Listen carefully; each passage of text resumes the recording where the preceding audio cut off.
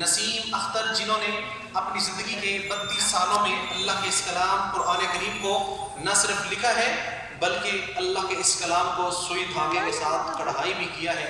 فرماتی ہے اللہ کے اس کلام کو 87 میں لکھنا شروع کیا تھا، 1987 میں، جب ان کی عمر 30 سال تھی۔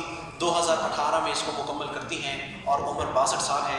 10 حصوں میں قرآن کریم کو تقسیم کیا ہے، ہر جلد کے اندر 3 سپارے ہیں، ہر پارے کے 24 پیج ہیں، اور مکمل کا مکمل قرآن کریم 300 میٹر 300 گز لمبے کپڑے پر لکھا گیا ہے۔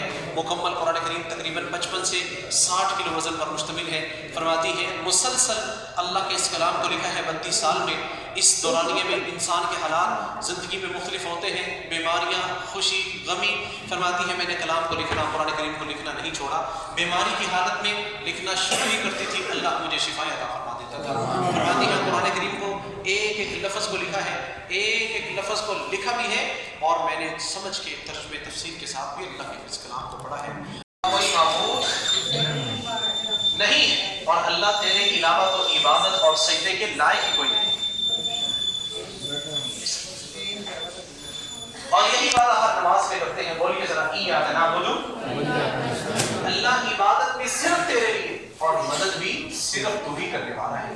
اور یہی وہ وعدہ ہے جو ایک عمرہ کرنے والے کی زبان سے اللہ پھر سننا چاہتا ہے، لبیک اللہم لبیک لبیک لا شریک لک لبیک۔ اللہ بار بار تیرے در پہ حاضری دے کے کہتا ہوں اللہ تیرا کوئی شریک نہیں ہے۔ الذی خلق الانسان من علق اقرأ وربک الاکرم الذی علم بالقلم علم الانسان ما لم يعلم قل جاء الحق وزهق الباطل ان الباطل كان زهوقا۔ قرآن کریم کے آنے سے پہلے جو ایک دوسرے پر ظلم و ستم کے پہاڑ توڑنے والے، جہاں بچیوں کو زندہ دفن کر دیا جاتا، جہاں ہلکی ہلکی بات پہ لڑائیاں ہوتی تو سال ہر سال جنگیں جاری رہتی، ایسے اندھیروں میں اللہ نے اپنے اس کلام کو اتارا۔ ایسے ماحول بدلتا ہے، ایسی زندگی بدلتی ہے، ایسی تبدیلی آتی ہے، نہ صرف آپس میں مل جل کے رہنے لگتے ہیں بلکہ اللہ کے کلام کو لے کر کے دنیا میں پھیلاتے ہیں۔ رنگ کی دنیا حرمین شریفین میں ہمیں نظر آتی ہے۔ کتاب انزلناہ الیک لتخرج الناس من الظلمات الى النور بإذن ربهم إلى صراط العزيز الحميد الله الذي له ما في السماوات وما في الأرض۔